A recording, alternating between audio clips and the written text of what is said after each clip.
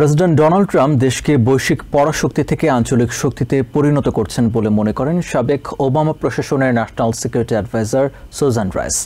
সোমবার কলোরাডোতে Aspen ideas ফেস্টিভ্যালে কথা বলেন তিনি। রাইস বলেন, মিত্রদের সাথে শুল্ক যুদ্ধ করে বিশ্বে আমেরিকার কূটনৈতিক প্রভাব চরমভাবে ব্যাহত করেছে ট্রাম্প প্রশাসন।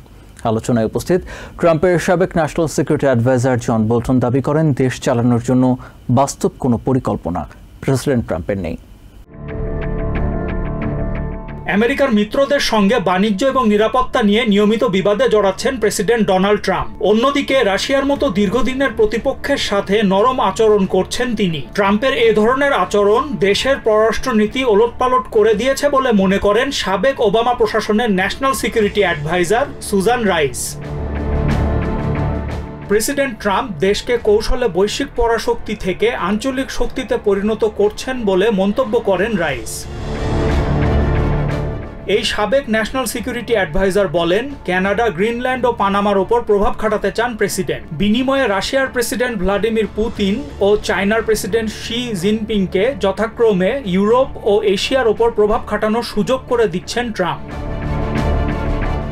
ইউএসএআইডি তহবিল কাটছাঁট করার সিদ্ধান্ত শুধু মানবিক বিপর্যয় নয়, এটিকে কৌশলগত বিপর্যয় হিসেবেও দেখছেন রাইস। তিনি বলেন, ট্রাম্প প্রশাসনের এই সিদ্ধান্তের কারণে বিশ্বজুড়ে মিলিয়ন মিলিয়ন মানুষ প্রাণ হারাবে, দেশ হারাবে কয়েক দশক ধরে অর্জিত কূটনৈতিক প্রভাব।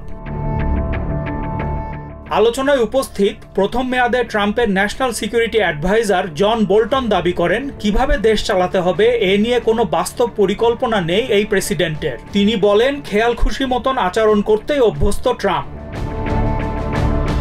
ম্যানহাটনের রিয়েল এস্টেট ব্যবসা চালানোর মতো করে দেশ চালানো যায় না বলে মন্তব্য করেন বোল্টন। তিনি জানান, শুল্ক যুদ্ধের কারণে বছরের পর বছর ধরে অর্জন করা কূটনৈতিক বিশ্বাসযোগ্যতা হারিয়েছে দেশ। এদিকে মধ্যপ্রাচ্যে আমেরিকার ভূমিকা সম্পর্কে সিআইএর সাবেক ডিরেক্টর ডেভিড পেট্রাউস বলেন, ইচ্ছা থাকলেও এ অঞ্চল থেকে সরে যেতে পারে না প্রশাসন। বৈশ্বিক নিরাপত্তা নিশ্চিতে ইরানের পারমাণবিক সক্ষমতা থাকা উচিত না বলেও মনে করেন তিনি। Cyrus Rahman, TVN 24 news desk. New York থেকে সম্প্রচারিত টিভিএন 24 টেলিভিশন বিশ্বজুড়ে বাঙালির কণ্ঠস্বর।